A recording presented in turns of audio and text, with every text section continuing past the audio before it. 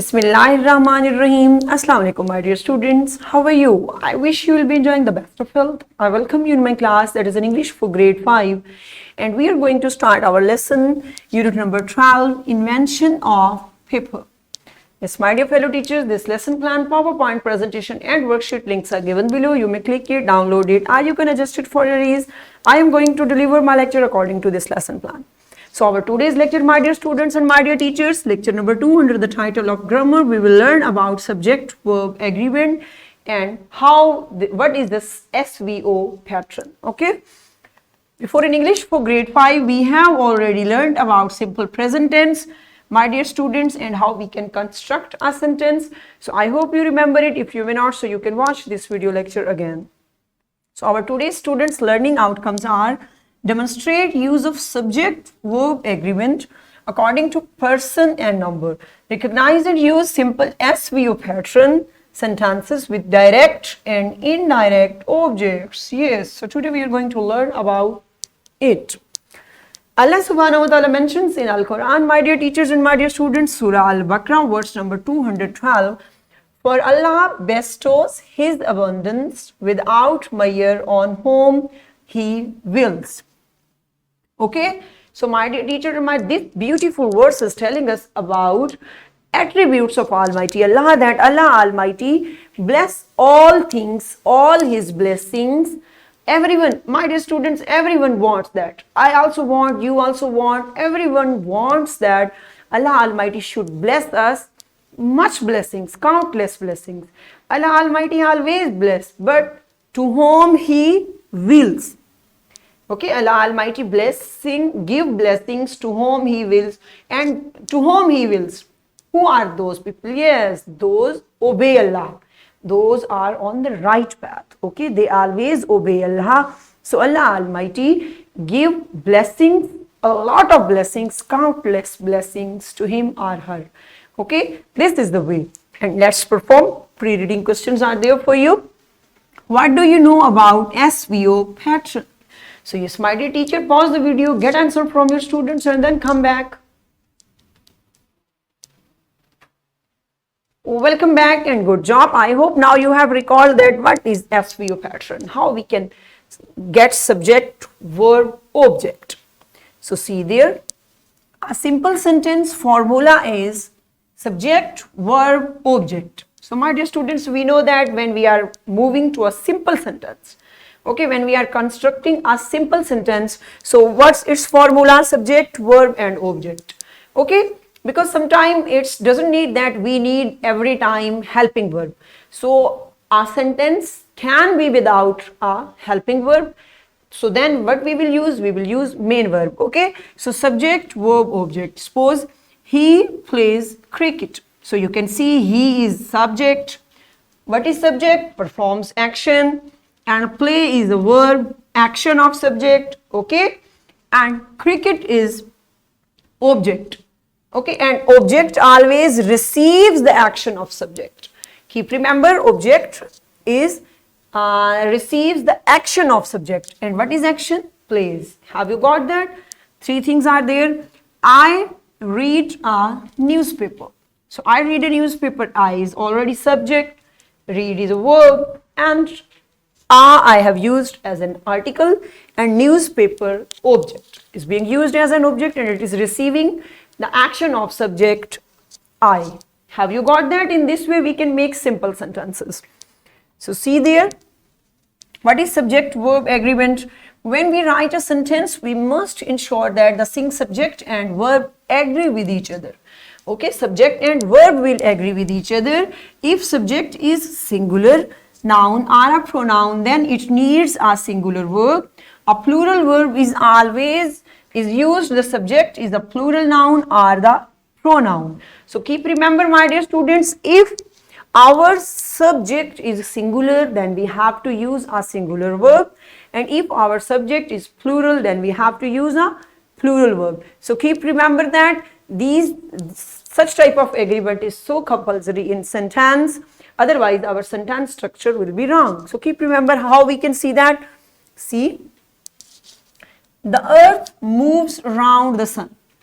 Okay, and it is showing that these are also simple present tense is being used there because there is S. The earth moves around the sun. The earth is a singular noun, and we have written a verb according to in present tense.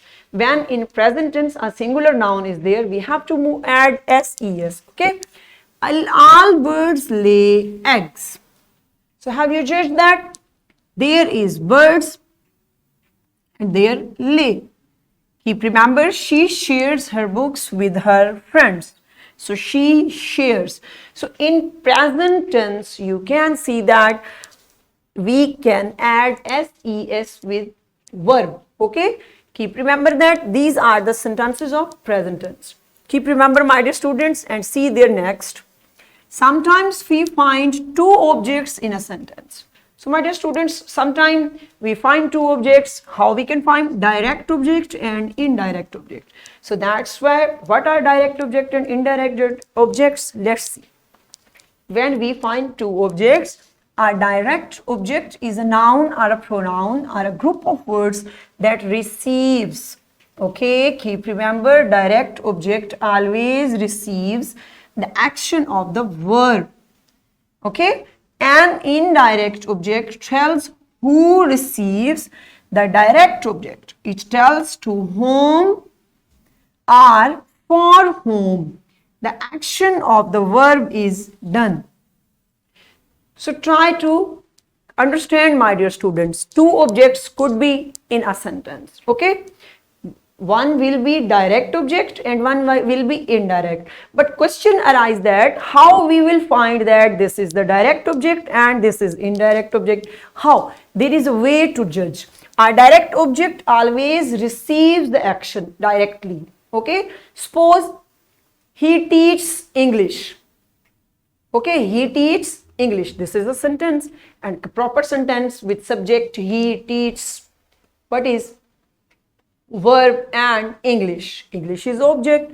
So this is direct object, direct receiving action. So such type of object will receive the action directly, and indirect object will tell us to whom.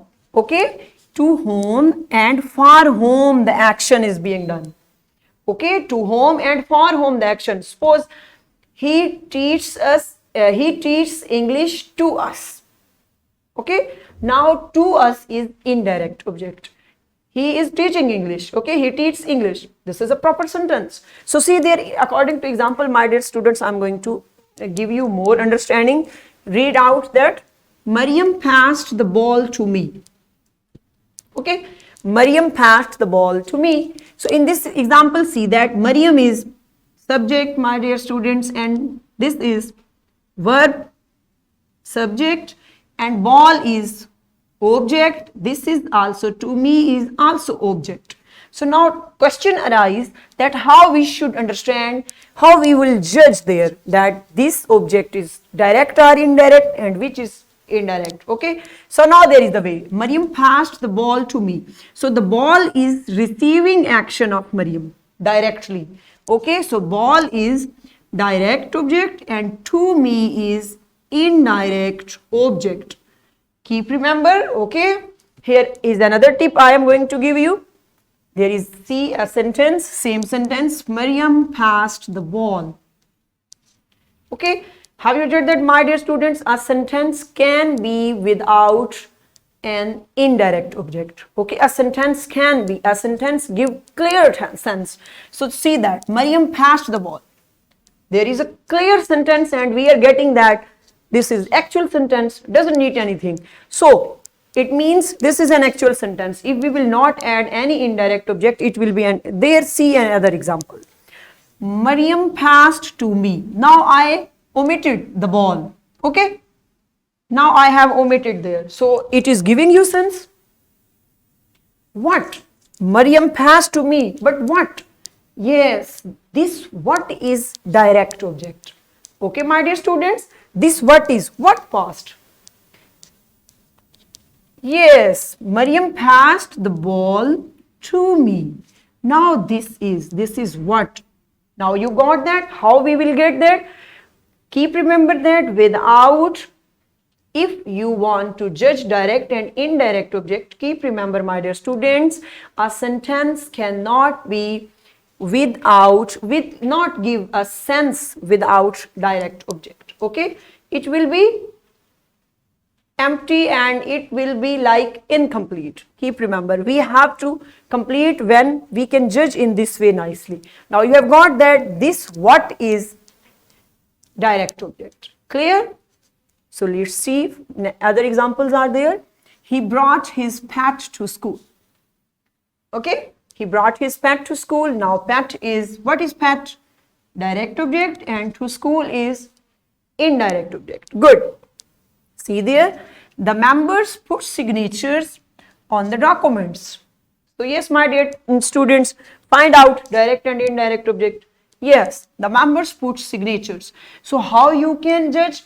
You can omit one object, okay, from the sentence. Then you can get that if the sentence is giving us complete sense with this object, so then it will be direct. If it is not giving us any sense, then it will be indirect object. This is an easy tip to get direct and indirect object. See there, mother cooked meal in the kitchen. So if we should get till here, okay, mother cooked meal, okay, it is giving us clear sense, my dear students. If I omit that meal, mother cooked in the kitchen, what? Mother cooked in the kitchen, what? This what is our direct object? Is it clear? Good. So let's perform an activity if you have got. So my dear teachers, write various sentences containing unmarked direct and indirect objects. Next, have the children begin the game of musical chairs. Yes, and when the music is stopped, have the student who remains standing find the direct and indirect object in one of the sentences. Engage whole class and enjoy the game. So this is a beautiful and interesting game, my dear students. So teacher, you should get into musical chair and you should write sentences, then perform this activity in class, and still I'm waiting for you. Welcome back and excellent job. Now I got that. Now you have got how we can find direct and indirect object in any sentence. Good job. So see there is a question for you on page number 140, and question number 4, decide if the underlined word is the direct object. DO for direct object or indirect object like IO. Okay, so underline words you will judge and write, fill the space. Perform this activity on your book. I am waiting for you, my dear students. Excellent job, good job. I hope now you have got that how we can judge our direct and indirect object. Good. So what's our homework for today? Write 10 sentences using direct and indirect object in your notebooks. So this is your homework for today. Yes, my dear teachers, this is worksheet. This worksheet link is given below. You should provide it to your students in printed form and try to get that how students can judge direct and indirect object through this assessment. So what we have learned today? Today we have learned about SVO pattern in a sentence. We learned that a singular subject needs a singular verb and a plural subject needs a plural verb. We also learned about direct and indirect object through various examples.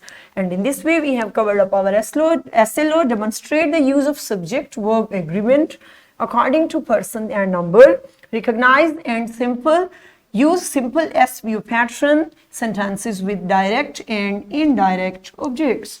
So yes, great job, my dear students, and we have got an important information in our grammar lecture. Okay, this is so important information, my dear students, and I hope you have got it. Tomorrow with a new lecture. See you soon. Stay blessed. Thank you so much. Allah Hafiz.